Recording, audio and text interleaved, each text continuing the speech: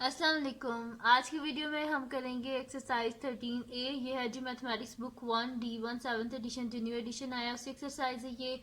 और इसका हम करेंगे जी क्वेश्चन नंबर 2 करेंगे। और चैप्टर का नाम है जी perimeter and area of the plane figures.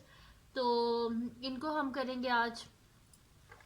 तो इसका क्वेश्चन नंबर 2 हम करेंगे। क्वेश्चन नंबर 1 बहुत इजी सा था, इस वजह से वो मैंने नहीं कराया। क्वेश्चन नंबर 2 से हम इसको स्टार्ट करेंगे।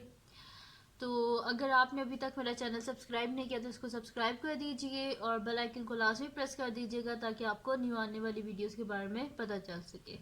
तो स्टार्ट करते हैं। क्वेश्चन नंबर 2 है जी हमारे पास, the area of rectangle is 259 centimeter square and the length is 18.5 centimeter. Find क्या हमने फाइंड आउट करना है? एक तो हमने इसकी ब्रेथ फाइंड आउट करनी है, सेकंड हमने इसका पैरामीटर फाइंड आउट करना है।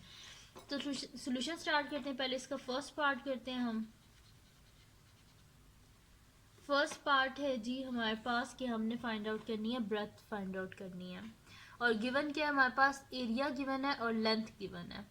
तो अगर हम इस पे एरिया का फार्मूला लगा दें, एरिया ऑफ रेक्टेंगल, तो एरिया ऑफ रेक्टेंगल हमारे पास क्या होता है? Length multiply by breath. तो वो हम फार्मूला यूज़ कर लेते हैं, वहाँ से इजीली हम लोग इसकी जो है ना ब्रेथ फाइंड आउट कर सकते हैं। तो मैं यहाँ पे लिख देती हूँ area of rectangle, area of rectangle is equals to length multiply by breadth. ये होता है हमारे पास एरिया ऑफ रेक्टेंगल का फार्मूला। तो लेंथ क्या है जी हमारे पास? 18.5। लेंथ की जगह हम लिख देते हैं 18.5 मल्टीप्लाई बाय बी को एज इट इज लिखते हैं आप, ठीक है।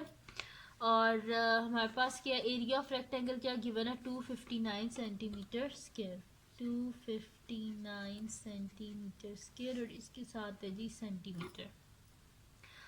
अब हमें क्या चाहिए? ब्रेथ चाहिए। बोथ साइड पर डिवाइड कर दें 18.5 सेंटीमीटर से।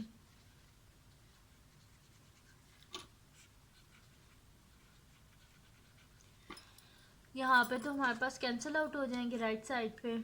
18.5 और 18.5 आपस में कैंसिल आउट हो गए। और यहाँ पे हमारे पास क्या हो जाएगा? इसमें से हम लोग क्या कर देते हैं, पॉइंट खत्म कर। दूसरा यहाँ पे ये सेंटीमीटर इसके स्क्वायर से कट जाएगा और यहाँ पे सिर्फ 1 सेंटीमीटर बच जाएगा, क्योंकि 2 सेंटीमीटर स्क्वायर यानी कि 2 टाइम्स सेंटीमीटर है, तो 1 सेंटीमीटर इससे कैंसिल हो गया, पीछे 1 ही सेंटीमीटर बचेगा। तो ये हमारे पास हो जाएगा 259 centimetre divided by 18.5 is equals to B. अब इसका हम पॉइंट खत्म कर देते हैं। तो जब पॉइंट खत्म होगा तो पॉइंट के नीचे 1 आ जाता है, आगे जितने डिजिट्स होते हैं उतने जीरोस, तो आगे 1 जीरो आ जाएगा, ठीक है जी। अब हम क्या कर लेते हैं कि इसको यहाँ पे हमारे पास 10 है, तो ये 10 ऊपर जाके यहाँ पे हमारे पास मल्टीप्लाई हो जाएगा। देखिए डिवाइड को मल्टीप्लाई में चेंज करने के लिए हम क्या करते हैं, उसका रेसिप्रोकल लेते हैं। तो यहाँ पे हम क्या कर देंगे इसे 259 मल्टीप्लाई बाय 10 बाय 18.5, ठीक है। तो ये हमारे पास हो जाएगा 259 मल्टीप्लाई बाय, इसका रेसिप्रोकल ले लेंगे, डिवाइड ऐसे मल्टीप्लाई में चेंज कर रहे हैं, multiply by 10 by 185 is equals to B.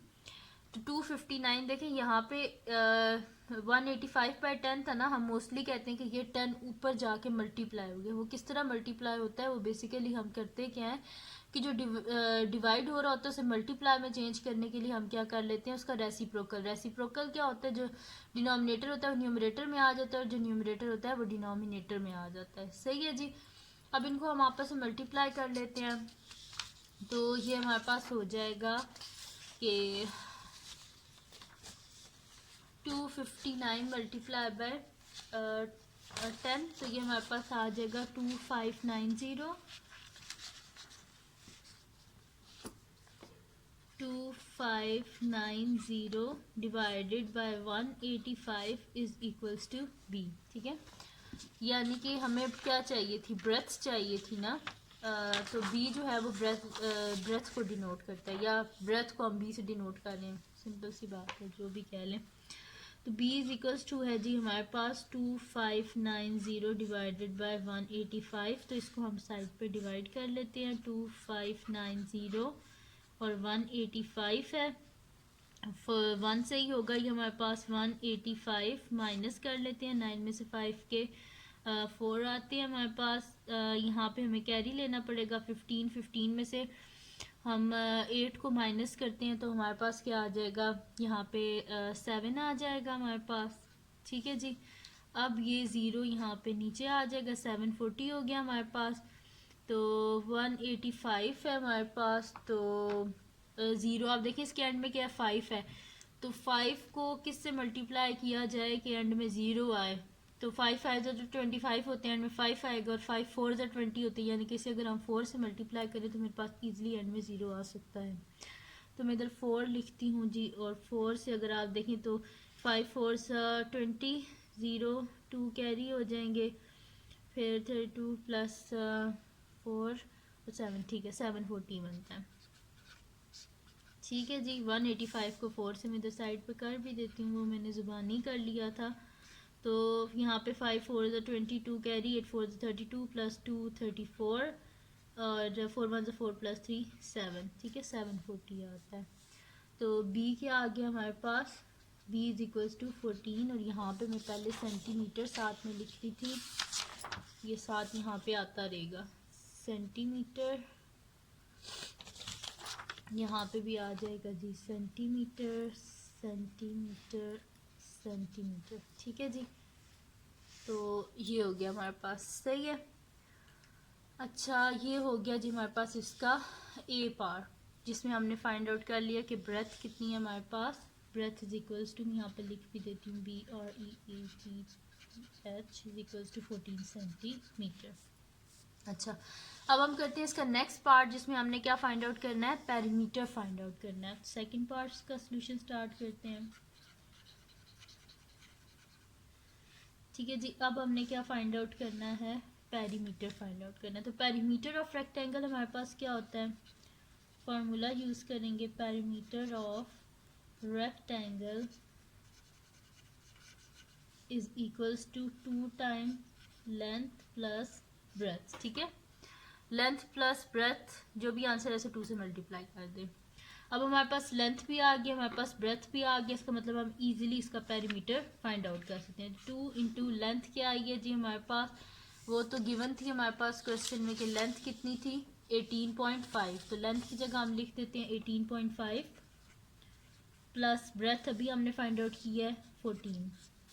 तो 2 इंटू 18.5 में हम क्या कर देते हैं, 14 को ऐड कर देते हैं, 18.5 14 के बाद पॉइंट के बाद कोई भी नंबर नहीं है, तो हम 0.0 लिख देते हैं। तो 5 में से 5 में क्योंकि ऐड करना है, तो 5 प्लस 0 5 ही होते हैं। 0.8 में 4 को हम ऐड करें, 12 2 1 कैरी 1 2 3 32.5 आ रहा है हमारे पास। 32.5 मल्टीप्लाई बाय 2। तो अब हम क्या कर लेते हैं, 32.5 को 2 से मल्टीप्लाई कर लेते हैं। तो हमारे पास क्या आ जाएगा, 2 5 10 0 1 कैरी, 2 2 4 1 5 3 2 6, यानी कि 65। एक डिजिट के बाद पॉइंट था तो एक के बाद ही पॉइंट, लास्ट से देखते हैं। ठीक है, तो 65.0 आ गया हमारे पास। ठीक है, 65.0, और इसके साथ भी सेंटीमीटर था और इसके साथ भी सेंटीमीटर था। ठीक है, मैं बाहर लिख देती हूँ, यहाँ पे हमारे पास एंड में भी यानी कि सेंटीमीटर ही आएगा। सही है, यहाँ पे भी सेंटीमीटर था, चलो मैं एरो से कर देती हूँ, यहाँ पे भी सेंटीमीटर था, यहाँ पे भी सेंटीमीटर, यहाँ पे भी साथ में क्या था, सेंटीमीटर। तो एंड में भी क्या आ गया हमारे पास, 65.0 सेंटीमीटर, या 65 ही कह ले, एक ही बात है। तो फिर मैं यहाँ पे लिख देती हूँ, perimeter of rectangle is equals to 65 centimetre. Perimeter of rectangle is equals to 65 centimetre. ठीक है जी, तो ये आ गया हमारे पास इसका आंसर। यही हमने फाइंड आउट करना था। एक तो हमने इसकी ब्रेथ फाइंड आउट करनी थी, और दूसरा हमने क्या पेरीमीटर फाइंड आउट करना था। तो वो दोनों चीज़ें हमने फाइंड आउट कर ली हैं। तो ये थी जी आज की वीडियो, जिसे मैंने एक्सरसाइज 13A का क्वेश्चन नंबर 2 करवाया है। तो अगर ये वीडियो आपको पसंद आई हो तो इसको लाइक कीजिएगा, मेरे चैनल को सब्सक्राइब कीजिएगा, और बेल आइकन को लाजमी प्रेस कर दीजिएगा, ताकि आपको न्यू आने वाली वीडियोस के बारे में पता चल सके। और अपने फ्रेंड्स के साथ भी इस वीडियो को शेयर कीजिएगा, और उनको भी बोलिएगा वो सब्सक्राइब कर दें, और दुआओं में याद रखिएगा। अल्लाह हाफ़िज़।